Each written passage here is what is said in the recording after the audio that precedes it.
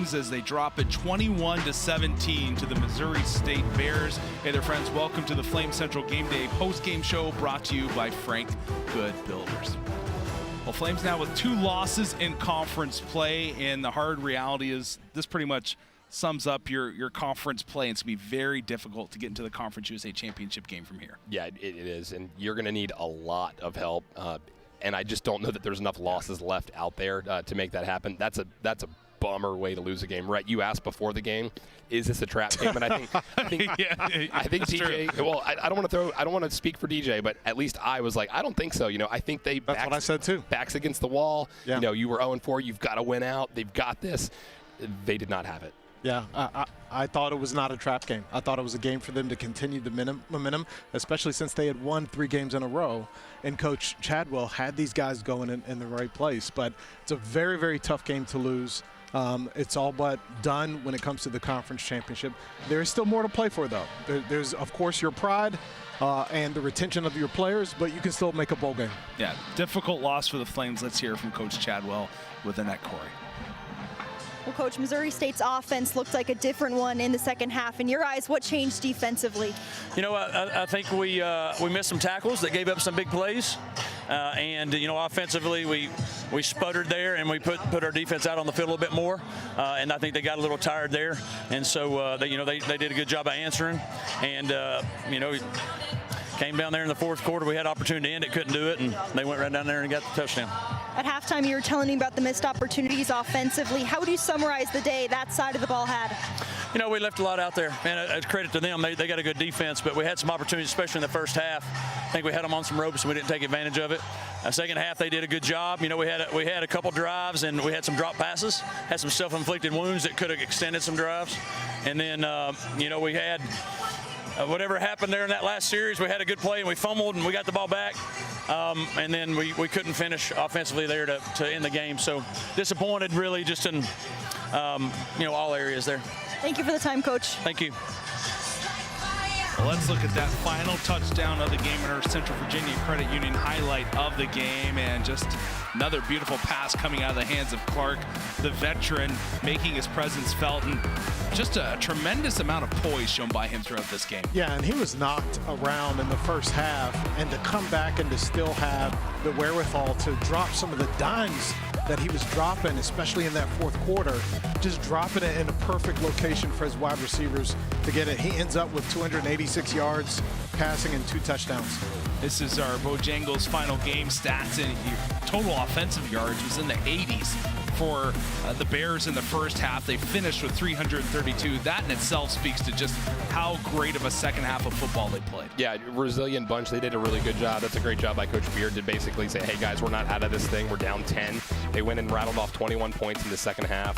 That's discouraging for Liberty to be 50% on third down, almost 400 yards of offense, and you just couldn't seal the game. One interesting point, this is the 3rd loss where they have actually had more total yards. Against Jacksonville State, it was 534 yards to 390, and Bowling Green, Liberty had more offensive yards, total yards, and still lost the game. Yeah, it's been tough sledding for them. I think Coach Chadwell made an interesting point that we were talking about just before we started, and that was it felt like Liberty was dominant in that first half, and the defense was spectacular, and that was a large part of it. But you also had this underlying sneaky feeling like they didn't take advantage of the opportunities that they had, and it came back to bite them. It absolutely came back to bite you. Your defense did darn near everything they could for this entire game. They pitched a shutout until halftime. You just needed points. DJ, I'm curious your thoughts. The end of the game, it's 3rd and 3. That's when an offensive lineman in a running back group is like, you know what, put the game on our shoulders. What the heck happened? Not only that play, but the entire second half, just the run-pass ratio was off the entire game. If you look at the 2 drives where Liberty scored a touchdown, both of those drives were majority runs. The first one, 7 plays total, 5 runs. The second touchdown drive, 8 plays total, 7 runs. You've got your linemen who are ready to go. Dickens is running great. I don't understand why they didn't run the ball more. I think you have to give props to Caleb Ryan, coming back and running that ball down to force the fumble to give Liberty still a little bit of hope in the late stages. That was quite the play by him. All right, let's take a look here at the final drive. 4 plays, 70 yards, and it felt like it happened in a flash. It really did. And, Joe Yock said it on air. He said as they were making these chunk plays, take a timeout. You've got 2 or 3 to use. There's no reason to not give your guys a breath, say, hey, calm down, we're good to go. But 3 chunk plays in a row. I mean, a beautiful fade ball here in cover 1. Liberty brought 5 on pressure.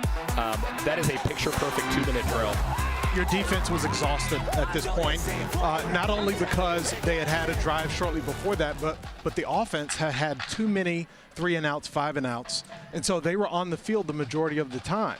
And so, of course, your D line is going to lose a step because they're exhausted like that, and they were able to take advantage of it. The Bears were. What did Missouri State do differently coverage-wise in terms of the O-line to protect Clark? Because Flames 4 sacks in that first half, and you felt like, wow, this is reminiscent of old, and all of a sudden it dried up in the second half. I thought the ball was coming out quicker. I thought they went into half and said, we've given up 4 sacks so far. We've got to get the ball out. This offensive line has struggled this year. So I think their quick game really started to pick up. They got the ball to people in space, and they were able to stay ahead of the chains. I think we joked around about Coach Beard not being at this school for long. He's a good coach, and he made the adjustments at halftime that they needed to. I saw that they changed their blocking protection from the first half to the second half. They had the running back stay in more often to block, and you're right, they also had quicker pass game. Well, if there is one bright spot for LU, it is the continued play of Evan Dickens. Another great day by him. 28 carries, a large number, 127 yards, did have a touchdown,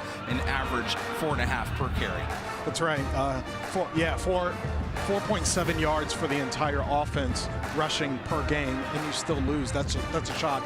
But they do have a really talented running back here. I think you've tried to establish an identity over the last couple of games, and you would have hoped that would have equaled him to a win. But play after play, he made people miss, and he also has great quickness and speed.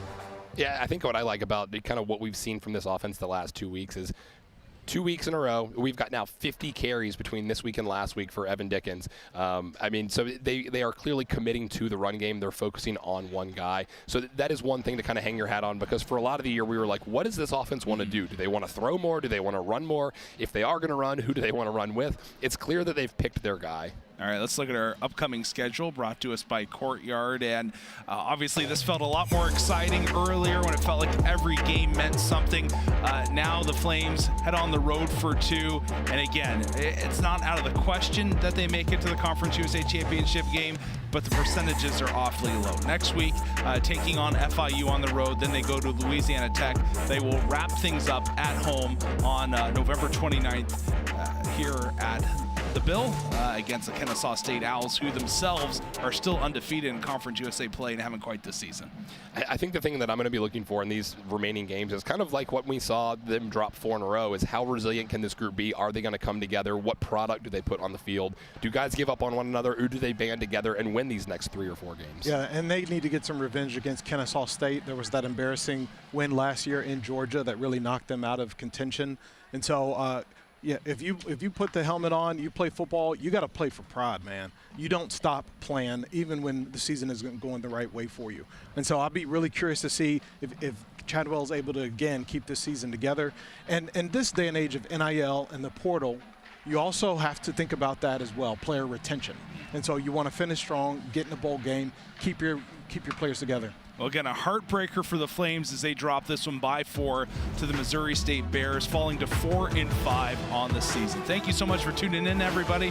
We'll see you right back here on November 29th as the Flames take on the Kennesaw State Owls.